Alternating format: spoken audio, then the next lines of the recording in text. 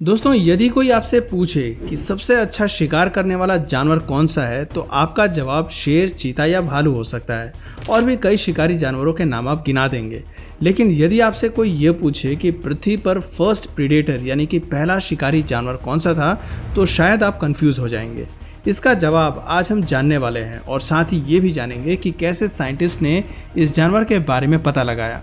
दोस्तों, वैज्ञानिकों को एक ट्रिलोबाइट मिला था जिसका शेल काफ़ी हार्ड होता था। इस जीव पर किसी ने अटैक किया था और शिकारी के निशान इस पर बने हुए थे।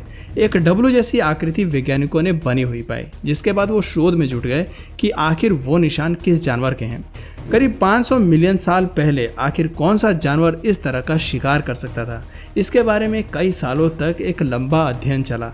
डब्लू का निशान किसने डाला और कौन सा शातिर जानवर ऐसा था, इससे संबंधित फॉसिल रिसर्चर्स को बहुत समय बाद मिले।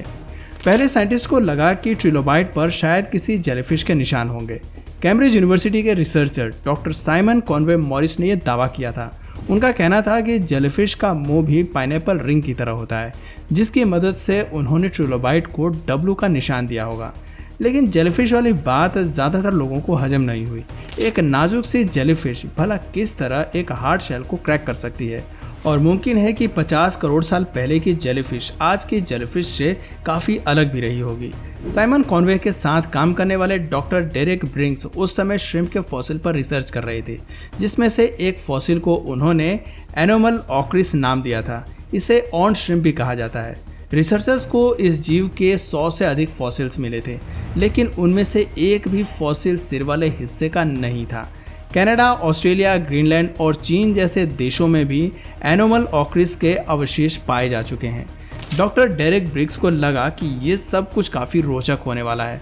उन्हें लगा कि ये सभी फॉसिल्स किसी जायंट सेंटीपीड के भी हो सकते हैं। लेकिन क्या सेंटीपीड एक 6 से 12 इंच वाले ट्रिलोबाइट पर अटैक कर पाएगा? ये एक सवालिया निशान था। बिना पैरों और मुंह के ये पता लगाना कि फॉसिल का जीव कैसा दिखता था, ये काफ़ी पेचीदा काम था। डॉक्टर ब्रिग्स ने अपनी रिसर्च जारी की।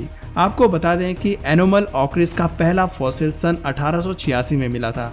इसके करीब 100 सालों के बाद यानी कि साल 1985 में इसके बारे में ज़्यादा जानकारी सामने आई। डॉक्टर ब्रिग्स को अपनी रिसर्च में डॉक्टर विटिंगटन का साथ मिला।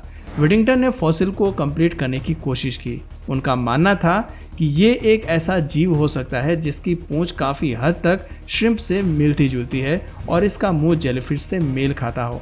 उन्होंने अलग अलग प्रकार से फॉसिल्स को पूरा किया और सन 1985 में इसको लेकर एक आर्टिकल भी पब्लिश हुआ। बाद में सन 1991 में एनिमल ऑक्रिस का पूरा फॉसिल साइंटिस्ट को प्राप्त हुआ, जिसके बाद इसकी पूरी आकृति सामने आई।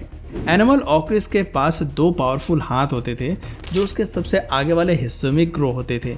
इसकी 2 मोटी मोटी और गोल आंखें थीं जो 360 डिग्री विजन देख सकती थीं, और उसकी आंख में करीब 28,000 लेंस मौजूद थे। लंबाई की बात करें तो ये करीब 2 फीट लंबा जीव था। इसके पास फ्लैप्स के 14 पेयर्स थे जो इसे पानी में तैरने में मदद करते थे।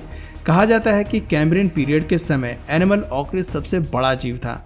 शायद आप सोच रहे होंगे कि कैम्ब्रियन पीरियड आखिर क्या होता है। असल में आज से करीब 400 से 500 मिलियन साल पहले जिस समय धरती पर ऑक्सीजन केवल बढ़ रही थी, उसे कैम्ब्रियन पीरियड कहा जाता है। ऑक्सीजन के बढ़ने से जीवों की ग्रोथ में तेजी आई। स्किनी और बोनी स्केलेटन वाले जानवर अस्तित्व में आए। वर्म्स, स्पाइन्स और ट्रिलोबाइट जैसे प्राणी उस समय में भी मौजूद हुआ करते थे।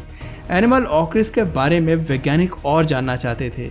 ब्रिग्स और विटिंगटन ने मिलकर कई थ्योरीज को अंजाम दिया। आखिर एनिमल ऑक्रिस के दांत कैसे थे, उनका मुंह कैसा था, वो क्या खाते थे और कैसे शिकार करते थे, इन सब के बारे में साइंटिस्ट ने रिसर्च की, और इस रिसर्च में जापानीज ब्रॉडकास्टिंग कॉर्पोरेशन को भी उनका साथ मिला।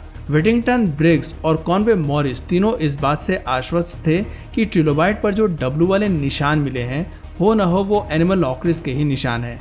अपनी बात को सही साबित करने के लिए उन्होंने एक मॉडल तैयार किया। एनिमल ऑक्रिस और ट्रिलोबाइट संभावित आकृति के साथ उन्होंने एक्सपेरिमेंट किया। एनिमल ऑक्रिस का मुंह राउंड बनाया गया। उसके चारों ओर नुकीले दांत थे। इन दांतों की मदद से जब ट्रिलोबाइट को कट किया गया तो बिल्कुल वैसी ही आकृति उन्हें मिली जैसा कि ट्रिलोबाइट को फॉसिल पर देखने को मिला था। ये साइंटिस्ट के लिए किसी उपलब्धि से कम नहीं था। एनिमल ऑक्रिस को धरती का पहला शिकारी जीव का दर्जा दिया गया। हालांकि उन्होंने अपनी रिसर्च जारी रखी। बताया गया है कि एनिमल लॉकरेस अपने फ्लैप्स और फिन्स की मदद से पानी में आगे और पीछे आसानी से तैर सकते थे। कैम्ब्रियन एक्सप्लोजन के समय एक बात साफ थी कि यदि आपको सरवाइव करना है तो मेहनत करनी होगी। या तो आप दूसरे जीवों का शिकार कर लो या फिर आप खुद उनका भोजन बन जाओ। उसी समय एनिमल लॉकरेस जैसे हंटर्स का जन्म हुआ। कई जीवों ने खुद में कई प्रकार के बदलाव लाने शुरू कर दिए। कुछ जीव बेहतरीन शिकारी बन गए तो कुछ ने शिकारी जीवों से बचने के लिए तरीके ढूंढे।